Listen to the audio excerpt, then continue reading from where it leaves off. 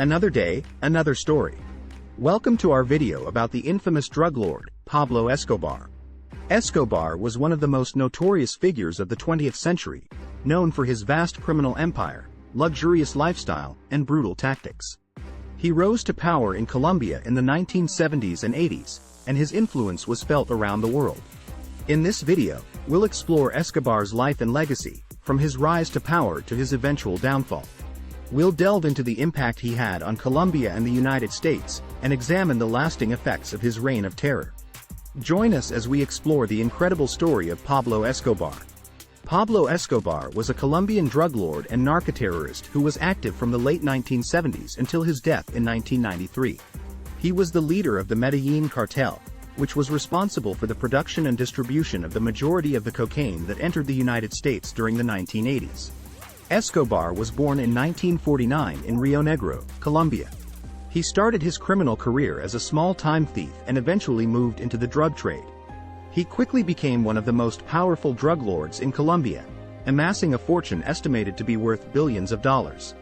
Escobar was responsible for a reign of terror in Colombia during the 1980s and early 1990s, as he waged war against the Colombian government and rival drug cartels. He was known for his brutality and willingness to use violence to achieve his goals, and his actions resulted in the deaths of thousands of people. In 1991, Escobar surrendered to Colombian authorities in exchange for a promise that he would not be extradited to the United States. However, he continued to run his criminal empire from prison, and in 1992 he escaped from a high-security prison in Colombia. He was finally killed by Colombian police in December 1993, ending his reign of terror. Escobar's rise to power was due to his control over the cocaine trade, which he used to build a vast criminal empire that included money laundering, bribery, and murder. He used his wealth to gain political power and even ran for office in Colombia. Escobar was a master of disguises and used them to evade capture for years. He was also known for his luxurious lifestyle, including his many mansions, cars, and even his own private zoo. Despite his brutal tactics, Escobar had a Robin Hood-like reputation among some Colombians, as he used his wealth to fund social programs and helped the poor. However, his actions ultimately brought chaos and violence to the country. The Medellin Cartel, led by Escobar, was responsible for a significant portion of the cocaine entering the United States during the 1980s. This led to the so-called War on Drugs, a U.S. government initiative to combat drug trafficking, which had little effect on the drug trade but resulted in the mass incarceration of drug offenders. After Escobar's death, his criminal empire fragmented, and other drug cartels emerged to fill the power vacuum. The legacy of his reign of terror and the drug trade continues to impact Colombia and the world to this day. Escobar was married to Maria Victoria Henao from 1976 until his death in 1993. They had 2 children together, Juan Pablo and Manuela. In addition to his drug empire, Escobar was also involved in kidnapping, extortion, and other criminal activities. Escobar was included on Forbes' list of the world's richest people multiple times, with his net worth estimated to be around $30 billion at the peak of his criminal career. The Colombian government and U.S. authorities worked together to try to bring down Escobar and his cartel. This included a joint task force known as the Search Block, which was responsible for his eventual capture and death.